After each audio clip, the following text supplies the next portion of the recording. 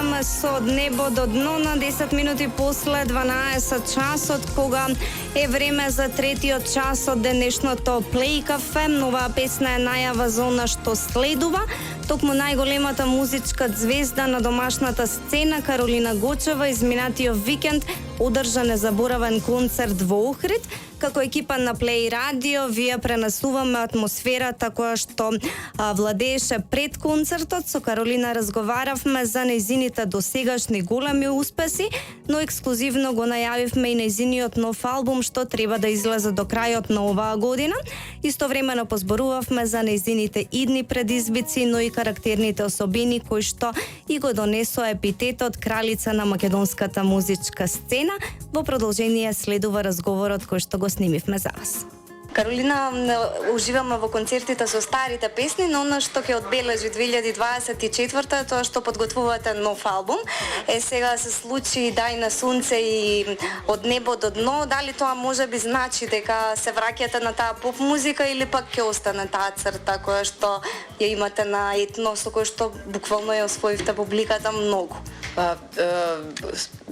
Токму тоа значат последниве песни, а и песнава која што следно планирам да ја пуштам, како и целиот нов проект што го спремам, дека ќе биде поп.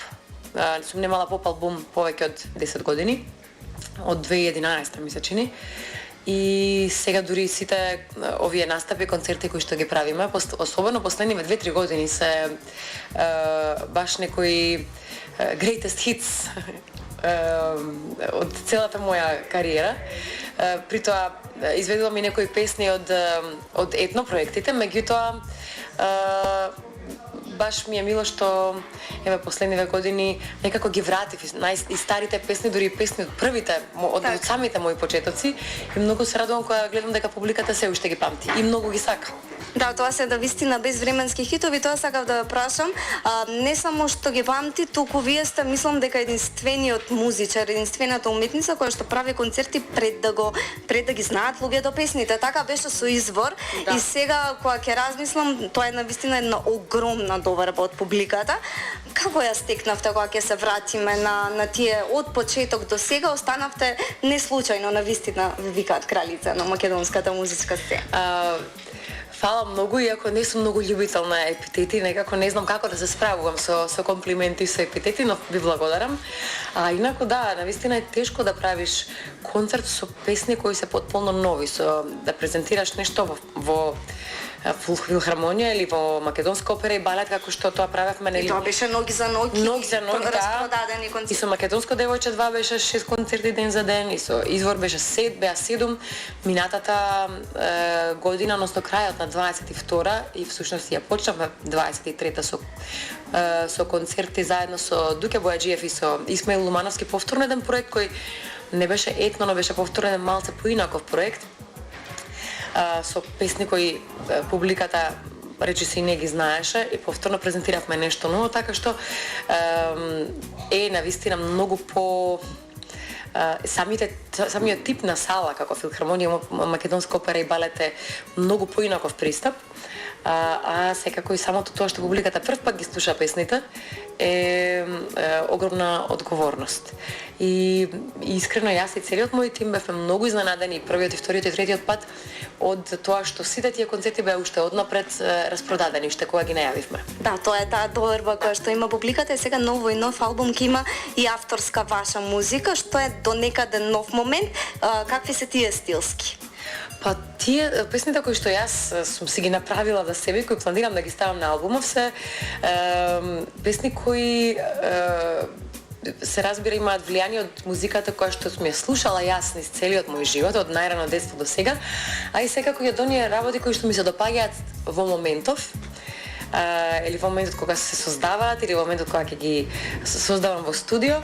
Меѓутоа, главно се разбира влијание од музиката кои што биле карактеристични за мене кои што ми го бележале животот и артисти со кои сум пораснала, сум растела и со кои што се уште сакам да ги слушам. Така, за крај сосема имате на вистина кариера каква што секој би посакал, имате ли се уште предизвици? Да, имам уште многу предизвици. Јас искрено ви благодарам многу за последниот комплимент. Се разбирате дека сум задоволна со тоа што сум го постигнала, меѓутоа неретки се тие моменти кога мислам дека не знам, дека кога сакам да направам уште, да оставам уште повеќе за себе, така што како што гледате ви, неуморно работам постојано и постојано сакам нешто да создавам нешто ново и најубаво се чувствувам кога работам. Како ја зачувавте скромноста? Па, не сум зачувала ништо. Јас сум таква како што сум. Не сум, што е некарактеристично за некој кој се бави со оваа работа. Доста сум интровертна. Не сум човек кој веднаш може да не знам, да направи некаков да кажам, отворен контакт со луѓе, со публика ми е многу полесно отколку во секојдневниот живот, така да знам да бидам доста и резервирана во одредени ситуации и не знам, мислам дека и таа, да ја наречеме скромност, е нешто кој што не знам, не е нешто кое што сум свесна дека го поседувам. Па гледам дека многу природно сте го зачувале, а ви се имате реално многу голема слава, сте останале многу приземна, тоа е кога некој ќе порасне до едноставност и тоа е најважното. Сум прочитала негде дека најголемите луѓе се секогаш едноставни. Така да, ева доколку може да се сврстаме, може и нескромно звучи. Не, тоа е мој заклучок, навистина. Да, но не знам. Јас сум таква каква што сум. Голем број работи низ години, кога сум била помлада особено, некои работи за кои што ме критикувале, сум се обидувала да избегам од својот карактер и некои работи да ги променам.